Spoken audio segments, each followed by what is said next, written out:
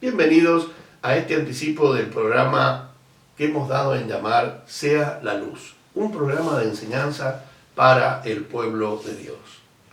La apostasía, tema central de la carta a Judas, un tema apasionante porque la apostasía es una señal previa a la manifestación del anticristo y a la segunda venida de Jesús a la tierra. Para ir introduciéndonos en el tema, podemos decir que la Iglesia cristiana ha tenido una etapa inicial que está registrada en el libro de Hechos de los Apóstoles, que registra las buenas obras de los siervos de Dios que el Señor utilizó para la edificación de la Iglesia. Ahí está registrada la etapa inicial, en Hechos de los Apóstoles. Y luego la etapa final de la Iglesia está registrada en la carta de Judas, donde están las malas obras y las falsas doctrinas de los hombres que se introducirán dentro de la Iglesia en el final de los tiempos. El apóstol Pablo habló de este evento y primero trató el tema acerca de la apostasía. En segunda de Tesalonicenses, en el capítulo 2, versículo 3, Pablo le dice a los creyentes de Tesalónica: nadie os engañe en ninguna manera, porque no vendrá sin que antes venga la apostasía y se manifieste el hombre de pecado, el hijo de perdición. Luego describe este evento como la separación de la fe y dice en 1 de Timoteo 4:1: pero el Espíritu dice claramente que en los postreros tiempos algunos apostatarán de la fe, escuchando espíritus engañadores y doctrina de demonios. Y por último, trata el evento como una resistencia a la sana doctrina, diciendo: porque vendrá el tiempo cuando no sufrirán la sana doctrina, sino que teniendo comezón de oír, se amontonarán muchos conforme a sus propias concupiscencias. Según el apóstol Pedro, el Espíritu Santo ha revelado que en los últimos tiempos se introducirían falsos maestros con falsas doctrinas de manera encubierta, herejías destructoras, y negarán aún al Señor que les rescató. Segunda de Pedro 2:1 y 3:3. Yo le preguntaba al Señor: ¿cómo es que un falso maestro puede colocar dentro de la iglesia una falsa doctrina de manera encubierta? Significa que el falso maestro tira una cubierta sobre la falsa enseñanza para que la iglesia la pueda aceptar. Cuando yo me preguntaba esto, el Señor me mostraba el tema de la popularidad. Es decir, la popularidad es la cubierta que el falso maestro le tira a la falsa enseñanza para que la iglesia la reciba. Porque para algunos popularidad es un sinónimo de infalibilidad. Pero yo quiero decirle que usted puede estar ungido y usted puede ser popular y ser exitoso y estar equivocado. Entonces, tenemos que defender nuestra fe, primero que nada, haciendo lo que hacían los de Berea, que iban a las Escrituras y tamizaban toda la enseñanza que recibían por medio de las Escrituras. Usted, si es una oveja del Señor, no coma entero todo lo que escucha en los medios de comunicación. Usted tiene que ir a su pastor, ir a los ancianos de la iglesia y llevar lo que ha oído para que el pastor le ayude a usted a discernir si es una sana doctrina o una falsa doctrina. Aún esta misma enseñanza que yo estoy dando, que usted está recibiendo por Facebook, usted la tiene que cotejar con las Escrituras y llevarla a su pastor. Judas desarrolla el tema de la apostasía hasta un tremendo clima, porque él nos lleva a los albores de la historia del ser humano, y inclusive hasta las puertas mismas del Edén, donde se produce la primera apostasía. Luego pasa a hablarnos de la apostasía que se produce en el seno de Israel.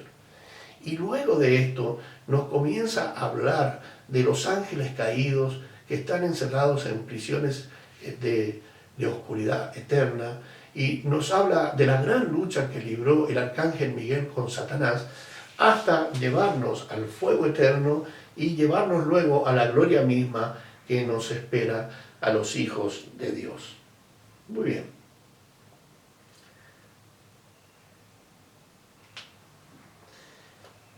Habiendo hecho esta introducción, ¿verdad?, de la carta de Judas, vamos a ir al versículo número 1, que dice de la siguiente manera: acompáñame.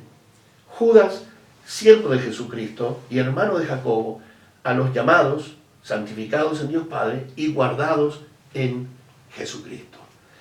La carta es muy interesante en su introducción, porque en el versículo 1 se presenta este hombre que escribe la carta como Judas. Este es un nombre bastante interesante, porque cuando escuchamos la palabra Judas nos viene a la mente la traición. Judas ha sido un sinónimo de traición por más de 2000 años. Tal es así que ni siquiera a nuestras mascotas le pondríamos ese nombre. Generalmente usted a su perro le va a poner Titán, Hércules, Zeus, ¿verdad? Pero no le va a poner Judas, porque Judas es una figura de la traición. Sin embargo, Dios, que es muy inteligente, se encargó de que el hombre que nos escribiera acerca de este tema pusiera su nombre como título, ¿verdad?, a este tema. El título del tema de la apostasía en esta carta es Judas. Pero este escritor también se encarga de separarse de Judas Iscariote. Y luego que menciona su nombre, al introducir el versículo número 1, dice, siervo de Jesucristo. Y ahí genera una gran distancia entre él y el traidor. Sí, yo soy Judas, pero no el traidor. Yo soy Judas, siervo de Jesucristo. Ahora, esa palabra siervo en el original hebreo significa esclavo, esclavo de Jesucristo. Y usted me dirá, pero apóstol, esa palabra es muy dura, esclavo. Sí, es dura, pero es real. Y para poder entenderla, usted tiene que ser espiritual. Porque solo los espirituales, solo los hijos de Dios que han nacido de nuevo y le han sido abiertos los ojos del entendimiento y han sido iluminados los ojos del entendimiento, pueden comprender los eventos escatológicos, las cosas del fin de los tiempos y del Apocalipsis. Solo los que son espirituales y han nacido de nuevo lo pueden entender. Y esto está refrendado en el libro de Apocalipsis capítulo 1, versículo 1, cuando Juan escribe, la revelación de Jesucristo que Dios le dio para manifestar a sus siervos las cosas que deben suceder pronto, y la declaró enviándola por medio de su ángel a su siervo Juan. Fíjese cómo dice el apóstol Juan en la carta, la revelación de Jesucristo que Dios le dio para manifestar a su siervo. Toda revelación en el asunto de las cosas finales de los tiempos es para los que son esclavos de Jesucristo, siervos de Jesucristo, aquellos que viven para el Señor. Muy bien.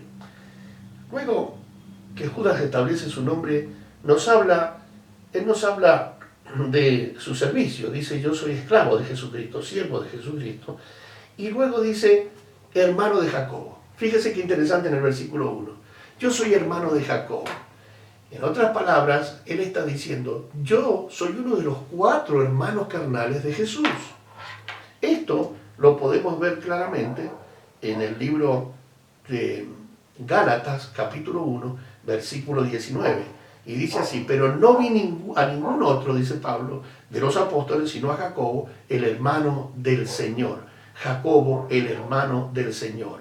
Y también este tema es tocado en Marcos 6:3, donde dice, ¿no es este el carpintero, el hijo de María, hermano de Jacobo, de José, de Judas y Simón?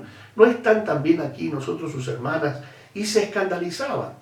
El Señor mismo también habló de este tema en el Salmo 69, versículo 7 al 8, cuando dice, los hijos de mi madre. Así que el escritor de la carta de Judas primero coloca su nombre Judas, luego dice, soy siervo de Jesucristo, y luego dice, hermano de Jacobo. Es decir, Judas está diciendo que es uno de los 4 hermanos del Señor Jesucristo, de los 4 hermanos carnales. Y luego de tratar este tema, ¿verdad?, él pasa a los destinatarios de la carta. Es digno de decir también que esta carta de Judas es muy similar a la carta de Santiago. ¿Por qué? Porque la carta de Santiago, en resumen, dice que las obras son una manifestación de la fe. Y Judas dice que las malas obras de los apóstatas son una manifestación de la apostasía. Hay una gran similitud en este ministerio de escrituras. Vamos a concluir aquí en esta primera parte y luego vamos a ir al segundo segmento acerca del versículo 1 de la carta de Judas, el tema, la apostasía.